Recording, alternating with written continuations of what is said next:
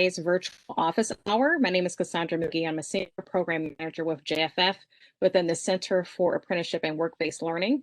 Today's project is funded in part by the U.S. Department of Labor, Employment and Training Administrators Youth Apprenticeship and Intermediaries Project. The session will be recorded, so please keep your phone lines muted if you're not the primary speaker for best call quality. This is an interactive session, so we invite you to share your thoughts, your ideas, as well as your questions on today's topic. And with that, I'll go ahead and turn it over to JFF Director, Andrea Messing-Matthew, who will tell you a little bit more about the project in today's session. Andrea? Hi, everybody. Thanks so much for joining us for the virtual office hour today. So today we've invited our friends at CareerWise Colorado to talk to us a little bit about related technical instruction for youth apprentices during COVID-19. As we know, this last year has been fraught with challenges, but also in a certain way, a little bit of opportunity to help us rethink how we're actually delivering related technical instruction and some of the equity issues that are just kind of implicit in that. As Cassandra mentioned, this is our virtual office hour. So there's going to be a little bit of a presentation, but a lot of this is interactive. So please feel free to come off of mute or post in the chat box. We'll do our best to monitor all of this. But again, this is really intended to be pretty conversational. So with that, I will pass this on to our friends at CareerWise. Thanks so much, Andrea and Cassandra, and thank you for bringing us into this great conversation. As you already mentioned, Andrea, I think you said it beautifully. We are faced with, and have been over the past year, and will continue for a little while, faced with the challenge of determining how to provide related instruction, how to ensure our apprentices have foundational and theoretical skills to match their on-the-job training. And that has been a challenge, particularly for youth in high school, when they're faced with so many variations of their own high school work going on, and how employers have to adapt to that and coordinate and work with their intermediary partners or their school partners in order to ensure students have that related instruction training. I'm joined here by my partner, Dave Fulton, who's been with CareerWise essentially since its inception and works closely with our K-12 partners, with our students, and also helping think through various training opportunities as we support a variety of employer partners and industry sectors. Before I pass it over to Dave, just quickly about CareerWise, for those of you who do not know. CareerWise is a nonprofit intermediary that got started about 4 years ago in Colorado. We operate roughly statewide across the entire state of Colorado in partnership with the governor's office and various state agencies to be an intermediary creating youth apprenticeship opportunities. And when we say youth apprenticeship, we particularly mean in high school youth apprenticeships. We work closely with K-12 districts, employers, employer groups, state agencies, and workforce boards across the state to provide youth apprenticeships in urban and rural settings across a variety of modern industries, including financial services and insurance and accounting, in tech, in healthcare, in advanced manufacturing, and all with the support of various partners that surround our young people, our high school students, as they bridge the K-12 world into their career and post-secondary world. Dave has been in a variety of roles helping us do this, as we also support other partners around the country launching their own affiliate partnerships and leveraging some of the existing tech resources, competency sets, training plans, and marketing collateral across the country, including our partners in Indiana and New York and DC and elsewhere. And Dave is going to share a little bit more of his learnings on the ground briefly, and then we do intend for this to be an open conversation where we want to ask how you all are addressing this issue, because there's no right or wrong answer here. It's an ongoing challenge, and we're seeing more innovations every day. So with that, I'll pass it over to Dave. Great, thanks Ryan. And you all will be happy to know this PowerPoint that Ryan will be working on is, I think, all of 3 slides long. So yes, this is meant to be a conversation. But if you want to share the next one, Ryan. Thanks. So what we've done, I surveyed some of my colleagues and asked, what are businesses doing for related instruction, and have a few examples that I wanted to share, really maybe as a way of kind of priming the pump, and then some questions that I'd like to address. And as Andrea said, I mean, it might be, I mean, this is far from an ideal situation we're in, but there might be some, because of this situation, some innovative practices that companies and apprentices are developing that might actually continue beyond COVID. So I want to explore that and see if there's any silver lining to this. So I'll just go through a few examples and then throw out a few questions, and hopefully we'll have a rich discussion and learn from one another. So as you might expect, the majority of the RTI is in the form of online related instruction being delivered to the apprentice at their house. And it was mentioned earlier about equity. Not every apprentice has reliable internet. So happy to report that some of our business partners are providing hotspots for students that need them. Some of the innovative companies are not just having their apprentices do the online training, but checking in with them weekly or bi-weekly as the apprentices turn in reflections. I mean, I know when I was in Switzerland, that was actually quite common. Apprentices would do the reflections sometimes even daily. So turning in these written reflections is, of course, a good accountability measure. It's a good way to track competencies and have the apprentices reflect on those. But it's also the employers are taking it one step further and giving them feedback. I believe this is Accenture in New York, giving feedback on their business writing.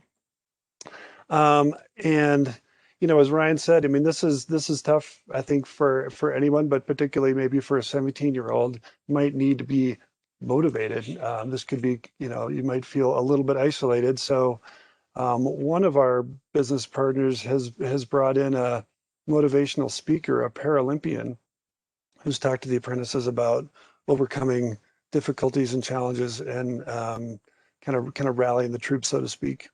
Again, Accenture has done something called a summer teach back, where the apprentices researched a project, gathered information, did research, presented it to the Accenture staff. And some of the projects were apparently of such high quality that two apprentices got to present it to the CEO. So these are companies doing their best to kind of make lemonade out of lemons, and in some cases, I think devising some practices they'll probably take forward after the COVID is passed. So Ryan, if you want to go to the next slide. So those are some things that we're gathering, we're seeing on the field from here, and we'd love to kind of open it up and see what you're hearing from any of your companies. And I'm particularly interested if any companies are doing anything with virtual reality. I just happened to read an article in Harvard Business Review about VR being an important training modality, certainly during COVID. So I'd be kind of curious to see, and have there been any unanticipated benefits? And then maybe we could tackle the next question in a second, because I think maybe it would make sense for us to start thinking about when the apprentices do go back into the workplace, what about that transition do we need to be mindful of? So would love to hear if anybody has any reflections on what I shared from what we're seeing on the ground, and/or anything you could share about what your business partners are doing. This is Patricia Dominguez with Del Mar College. At Del Mar, we are been researching the virtual reality for training for students, because one of our near competitors is using it, and some of our students, they either go to that community college in some of our areas, or some come to us. And so one of our high school partners told us that the principal got to put on the VR and was able to experiment with welding, and for the high school students. And so the apparently the high school students really enjoyed it. So we're still in the research phase, but we anticipate that we're probably going to add that to our tools.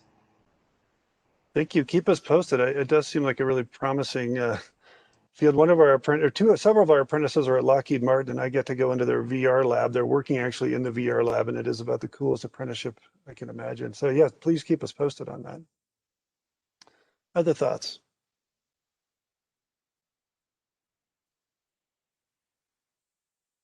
Hi, my name is Isaac. I'm from Korea, South Florida. I just wanted to say that I am not able to see any of the slides that are being shared.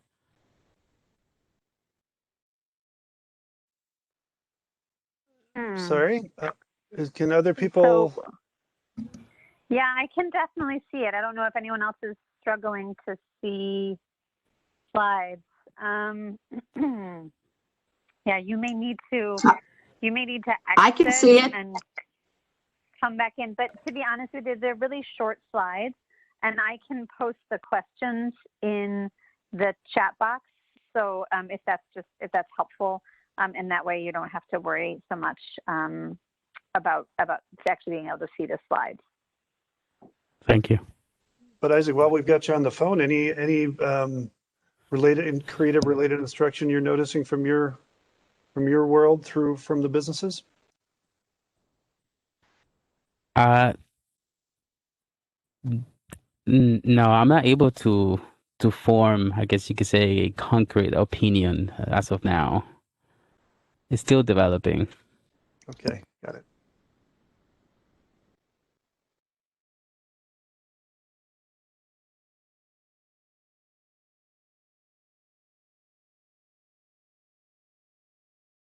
Dave, one thing that I know I've heard from several of our partners offering registered apprenticeships for high school students have been to not only look at the existing courses available within school structures, but also looking outside for additional content that might be too specific for a school to be able to provide. One of our partners was interested in their tech apprentice doing more automation work and writing bot code. That was not a course available to be offered by the district in any way because it was such a specific code, but they were able to find some online training and an online certificate and had that apprentice take that work on. And the remarkable thing was the employer was carving out space and time for that apprentice to take that additional related instruction in that more specific coding language. Which was really interesting and also a wonderful experience for this young high school student that wouldn't have been exposed to this if not for their employer making that available. Thank you. So Yes, I do. Oh, Sorry, go ahead. Sorry, Dave. No, I was you go just right going ahead. to tell that there was a question in the chat box about year-rounded school, whether year-round school appeals to employers and sponsors better, that there's a few districts that are considering moving to that. That has not come up, Ryan. Do you have opinions on that? No, Patricia, that's fascinating to think through. That is. I think something that we've seen actually a little bit in the opposite in that because of school schedules, they some employers, and I'm not specifically talking about just in the CareerWise kind of realm, but also other partners that are operating other youth apprenticeships, they really rely on the work time over the summers and breaks to really capture some of the required hours to complete their apprenticeship, and more importantly, the required productivity to get that ROI because of all the general education courses that they're also taking. But that's fascinating to think about that broken up throughout the year and having that be a little bit more consistent instead of this kind of ebb and flow of work that you might get in a more traditional school model. It'll be really interesting to see how that works in Virginia. And Yeah, but it may depend. Sorry. I mean, it may depend on the calendar. I mean, there could be some. I mean, I think year round can look a lot of different ways, but one could be 9 weeks in school and then 4 or 5 weeks off. So that could allow you know, 4 or 5 times during the year to have kind of an immersive experience. So I think that would be worth tracking. Yeah, I'm sorry to cut you off, Ryan. Anybody else have an opinion or any experience with year-round schools?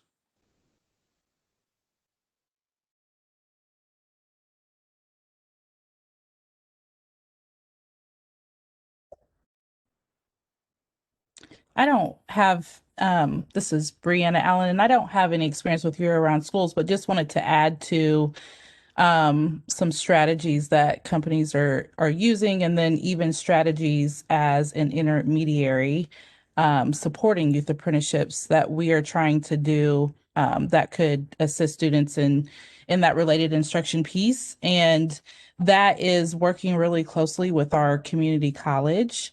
We have a statewide community college system, which is a blessing and a challenge often, but it's helpful in the sense that each campus, you know, their classes and curriculum and everything is pretty consistent and is transferable across the state. And so because of that, our businesses are able to partner with Ivy Tech to build out cohort, you know, have a cohort of students go through training.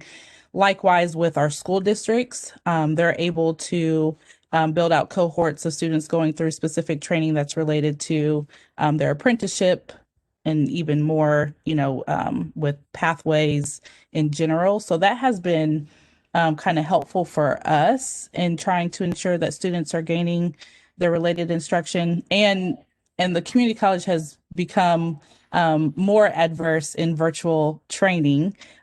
So they have a better understanding of how to effectively do that companies and schools value. Thank you for that. Has anybody else, any examples of creative partnerships? And yeah, community colleges are having to adapt to the situation just like anybody else. Any other examples of where community colleges have really been adapting and stepping up to this new environment?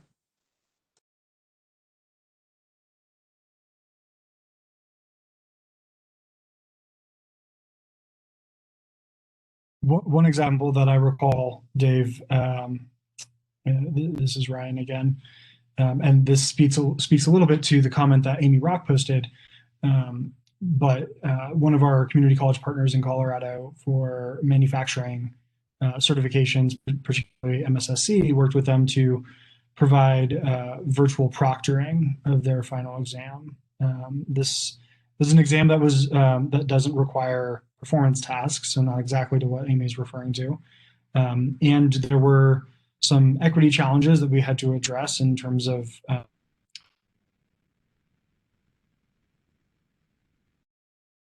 in terms of requirements of having the cameras on and being able to see the surroundings and show the room. But go ahead.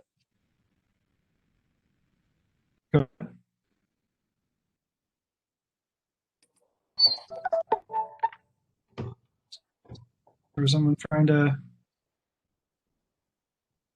say something there? No, Brian, I think there was just a little bit of a delay. Go ahead.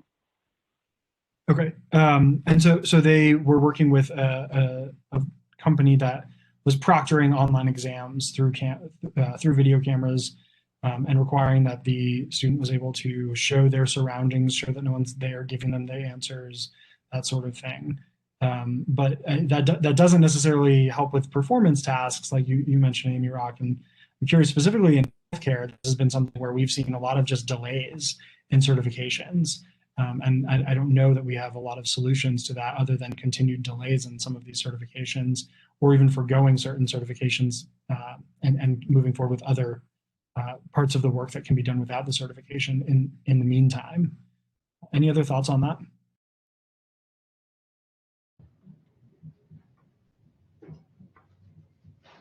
I see a question from Jonathan about whether there's a shift towards front-loading RTI.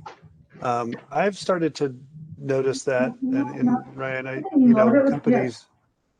companies, I think maybe in general, but especially with COVID, wanting to start their apprentices off with some good upskilling. So I'm actually noticing a trend there towards front-loading RTI. Yeah, this is something that we're seeing. Go ahead.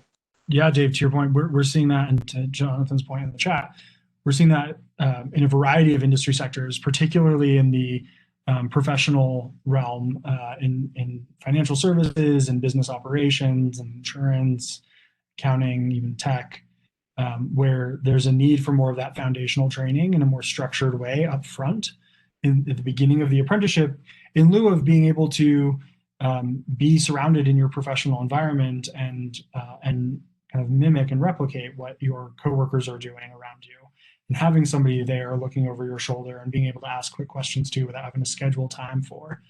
It's making a lot of really foundational training take much longer. And so being more intentional about structuring that is becoming a strategy that we're seeing and being asked to help provide from a lot of our employer partners. The risk here that we're a little bit worried about and we'll have to pay attention to is that this doesn't become instead of ongoing related instruction, just because we're meeting the hours required by USDOL guidelines or the initial amount of hours that were projected for and budgeted for by employers. It doesn't mean that that theoretical ongoing training doesn't need to also exist throughout the apprenticeship as the skills intensify and the productivity increases by the apprentice. So we want to make sure that this is making up for a current deficiency and not shifting the type of training and related instruction that is still necessary ongoing throughout the apprenticeship. To that point, is anyone else playing around with the sequencing of related instruction and whether or not you're able to provide just-in-time teaching in the way that you might have wanted to in real time, or if perhaps, and this is something that we're also seeing a little bit, that because of the virtual nature of things, because of the ability to access more online specific skill training in a variety of settings, not just through what's offered by the schools that are partnered for apprenticeships, but are they working towards more just-in-time specific skill training in a virtual sense, to Jonathan's point there?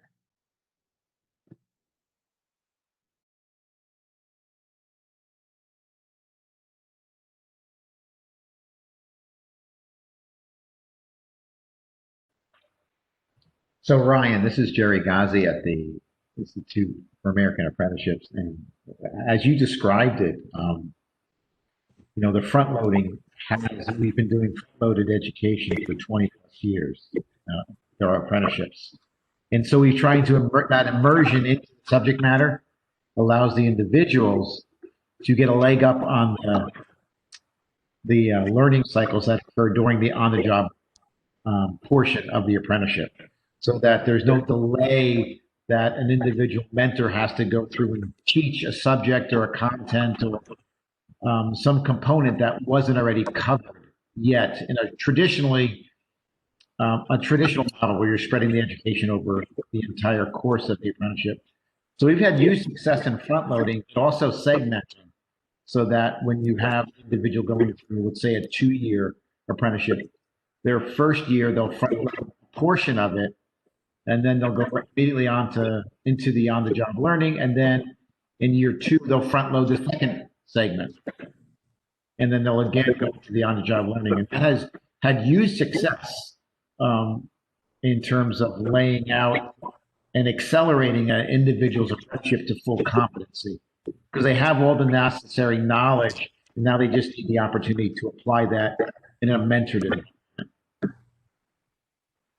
With COVID, on top of it, COVID's forcing this virtual nature of not only not only the education, but also the mentoring.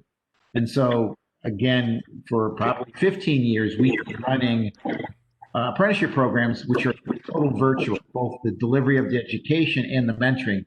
We focused at one point in time on a lot of at-home work. So these were at-home apprenticeships where the individual was a medical coder or a medical transcriptionist, or maybe even a software developer working from their home. They had all the necessary tools, not only to be able to interact with instructors during the related instruction component, but also with their mentors. And their mentors could have been anywhere in the United States. They could have been multiple mentors using, remote control software, conference calls, et cetera, to have that mentoring occur. So COVID has forced that more and more to new occupations that otherwise people would think wouldn't be able to be accomplished through an apprenticeship. Where the individual himself is working from home to perform the responsibilities, particularly in IT and healthcare, where the healthcare billing side traditionally is an isolated and also remote occupation. Thank you for that, Jerry. Can I ask a follow-up question to you, Jerry? Sure. You've said you've been doing this for 15 or 20 years. What, if any, tweaks have you made to your model? Like, what were some of the learnings? Like, was there initially like too much upfront and you dialed it back, or can you talk about some of the adjustments you've made as you've learned in the last 15 or 20 years around RTI? Sure. We still today are doing another session, which we're about to kick off for phlebotomists. It's all front loaded. So we really haven't dialed back at all on front loading education. But one thing that David mentioned earlier on is that in the virtual nature is the connection with the student. So we have daily journals. So David, you mentioned during the apprenticeships that, they do these check-in cycles, right? And in the European model, they do it, I think you said almost every day. We do that. It's a mandatory check-in every day. So that you have this constant 360 feedback cycle to both the instructors and the mentors, so that they understand where that individual is at any given moment in time. And all becomes part of their reflection for how they're doing within the apprenticeship and if they're on track to completing it. So one of the things that we have learned in this, where COVID is pushing it, is this constant need for the virtual communication to be effective. And not only through, like we have this right now, these team meetings or, WebEx, but also through communication via email and chats, et cetera, that they're becoming more and more enriched with how that individual is doing in the moment, seeking the help and mentoring that they need in the moment to complete their work for that given day. Thank you, Jerry. I'm mindful of time. Any other last comments from folks that haven't had a chance to share yet?